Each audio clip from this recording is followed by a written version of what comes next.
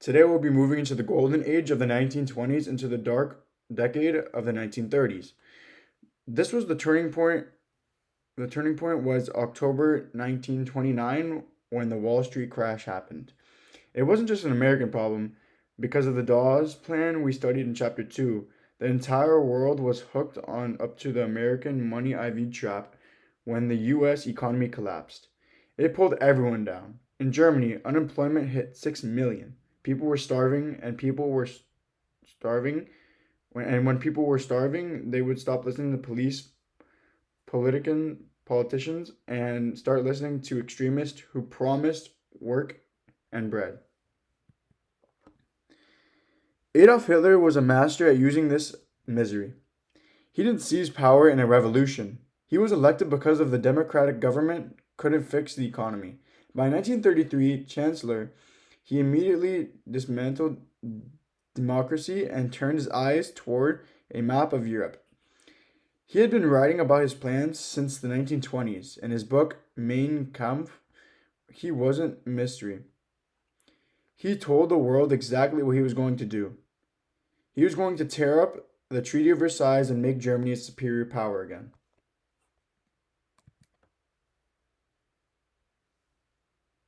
To understand the 1930s, we have to memorize Hitler's five goals. First, destroy Versailles. Second, Großdeutschland, bringing all German speakers into one country. Third, regaining the territory lost in 1919, like the Polish corridor. Fourth, Lebensraum, living space in the east. He believed that Germany needed farmland from Russia and Poland to survive. And fifth, rearmament. He knew that he couldn't get any of this without a massive army, air force, and navy. In 1936, he took the biggest risk. He sent 30,000 troops into the Rhineland, which he was supposed to be empty of soldiers forever. His generals were terrified. He had orders to retreat if the French even looked like they were going to fight. But the French did nothing. They were in the middle of an election and didn't want to start a war. This taught Hitler a dangerous lesson. He couldn't break the law, and the victors of World War I wouldn't stop him. The Spanish Civil War. While the Rhineland was happening, Spain exploded into a civil war. This was a dress rehearsal from World War II. Hitler and Mussolini sent planes and tanks to help General Franco and the fascists. Stalin sent to the Republicans. Britain and France stayed neutral. This war allowed Hitler to test his Luftwaffe Air Force on real cities like Guernica. It also brought Hitler and Mussolini together in the Rome-Berlin axis.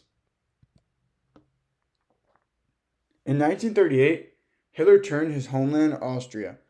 He wanted a union or Anschluss. He bullied the Austrian Chancellor Schwarzenegger and eventually sent his troops to supervise a vote 99% of Austrians supposed for vote for the Union. While Britain and France protested, they said, well, they speak German, so it's not enough for war. Hitler added 7 million people and a massive amount of gold and iron to his empire without firing a shot. Next was Czechoslovakia. Hitler demanded that Sudetenland, the border region where 3 million Germans lived, but the Sudetenland was also where all the Czech mountain forts and factories were. If the Czechs gave up, they would be defenseless. This led to the highest tension since 1914. People in London were digging air raid shelters and fitting gas masks. War seemed certain. To avoid war, the leaders met in Munich. Britain, France, Italy, and Germany were there. Notably, the Czechs, whose country were being discussed, were not invited. Chamberlain and Dictator agreed to give Hitler the Sudetenland if he promised it was his last territorial demand. Chamberlain flew home waving a piece of paper, claiming that he achieved peace of our time. In reality, he just handed Hitler the keys to Central Europe.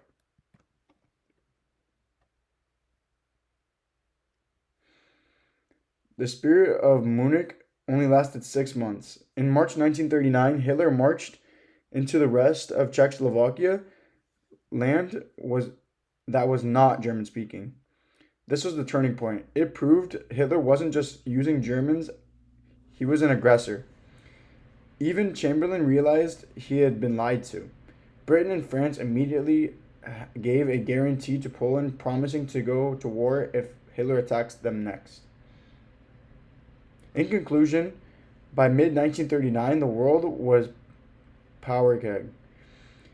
Hitler had the resources of Austria and Czechoslovakia. He had tested air force, and he knew his enemies were slow to act.